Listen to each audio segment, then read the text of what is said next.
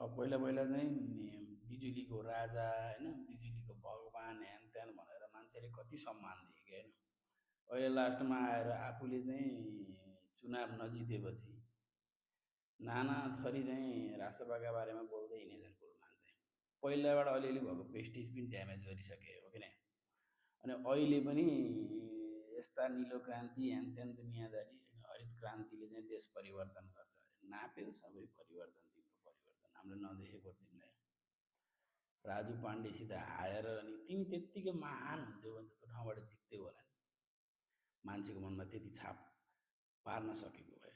तिमी एउटा जस्ट कर्मचारी हो, जस्ट राइट ठाउँमा पुग्यौ, अब राइट कुराहरू गर्यो, जनतालाई राहत दियो। अब जनताले त्यत्रो रेस्पेक्ट दिइ त राख्दाखेरि कति नपचेको अझै, कति के चाहिएको होइन र। अब त्यो मतलब तिमीले चाहिँ सबै राम्रो काम गर्यौ, त्यसको मतलब यो मात्रै होइन कि नेपालभरिमा क्षमतावान तिमी मात्रै थियौ, तिमीले अपर्च्युनिटी पाएको मात्रै हो। त्यसलाई सही तरिकाले इम्प्लिमेन्ट गर्यो इमान्दारीपूर्वक, त्यो तिमीलाई मान्नुपर्छ त्यो कुरालाई। त्यति हो तिम्रो रोल।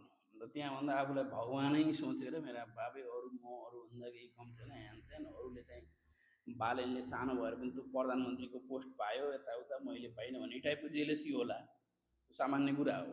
तर के गर्ने त, जसको खोपडीमा लेखेको छ, भाग्यमा लेखेको छ, त्यसैको हातमा पर्यो। उनी क्षमतावान थिए, जनताले रुचाए, भोट दिए, काम गरेर उनले पनि देखाएको थिए होइन। काठमाडौँ महानगरपालिका हुँदा सबैले मन पराएको उनले काम, उनको त्यही कामको आधारमा जनताले विश्वास गरे, उनलाई जिताइदिए।